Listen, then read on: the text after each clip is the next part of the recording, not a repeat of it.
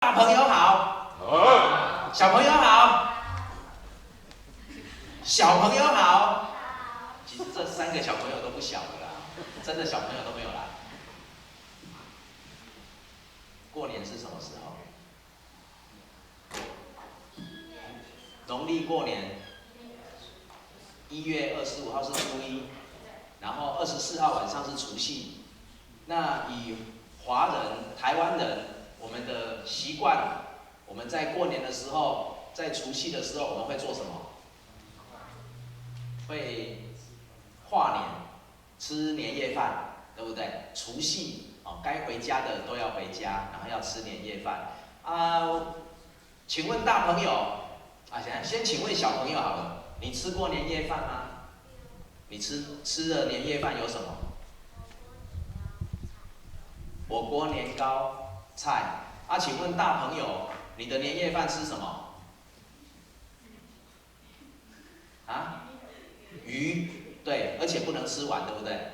再怎么好吃都要有剩，因为要叫做年年有余啊。还有什么？还要吃什么？韭菜，常年菜，常年菜有够难吃。然后还有什么？小龙，你们年夜饭吃什么？吃饺子，对，吃饺子，那是北方的嘛，北方的吃饺子，而且饺子里面可能会放什么？饺子的形状包成像元宝，可是里面会放什么？放硬币，放钱啊，对了，放钱，这个是我们的习惯。然后门口会贴什么？春联，春联，春联怎么贴？春联什么颜色的？红色的，怎么贴？左右两边，然后还有上面横批，对不对？通常都会写什么？天增岁月人增寿，然后呢？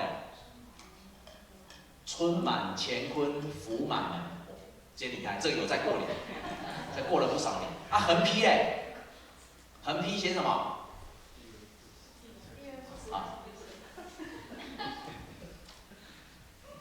横批应该不是一人副食啊，我忘记横批是什么。所以在门口会有红色的门帘，然后有横的、直的，然后排起来，然后那个会用红色的纸写一个什么字？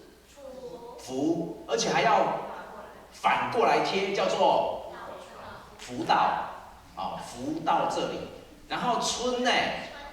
春反过来贴叫做什么？春到。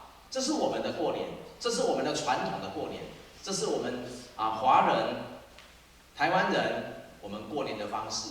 然后我们小朋友呢会玩什么？会红包，我要讲鞭炮。我要讲鞭炮，你在想红包，果然那个焦点不一样。那个红包是什么意思？里面装钱，你不在乎什么意思，你只在乎里面有没有钱，对不对？因为是红色的，那个叫做什么钱？压岁钱，免得你一次长太快，对不对？然后呢，会玩什么？鞭炮啊！小时候都讲说那个鞭炮是为了要赶什么？年兽，这是我们的传统，这是我们过去过年的方式。这是我们从小我们曾经有过的经验。可是你知道吗？在圣经里面也有一个跟过年很像的场景，它刚好在出埃及记里面，当上帝交代摩西要带以色列人出埃及，法老不愿意，所以降了几个灾难？10个灾难。第10个灾难是什么？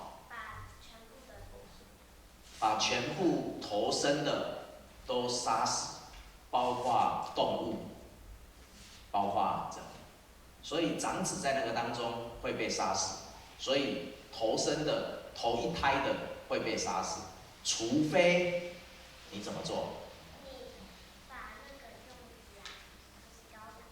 用羔羊的血抹在哪里？门框上，跟我们的过年有没有很像？我们也是红色的，然后全家大小要一起团聚，吃什么？吃无效饼，好，要吃那个无效饼。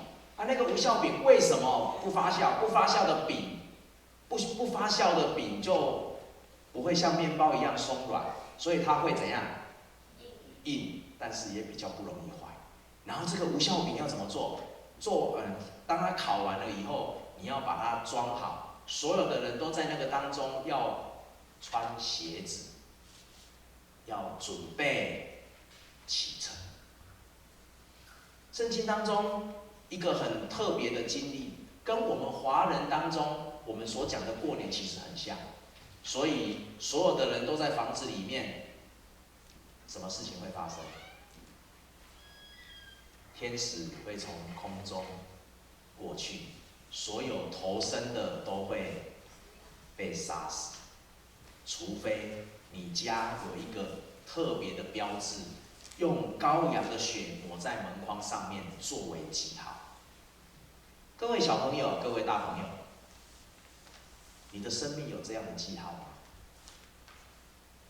这个记号让我们躲避灾难，这样的记号让我们在人生所走的路上蒙受上帝保守。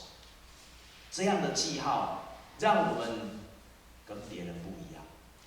今天不管你是华人要过年，或者是你是犹太人要过逾越节，不管你用什么东西来纪念，你的生命当中必须有一个是上帝祝福你的记号。因为我们每一个人都在身上有这样的记号。愿不管大朋友、小朋友，在我们过年，不管跟朋友、跟亲人团聚，一起在过年当中感谢上帝的时候，我们也去反省我们的生命当中有没有那一个保守我们走前面恩典之路的记号。在这个地方，也先祝大家新年快乐，耶稣来！一起来讲一次好不好？新年快乐，耶稣来！好，谢谢小朋友。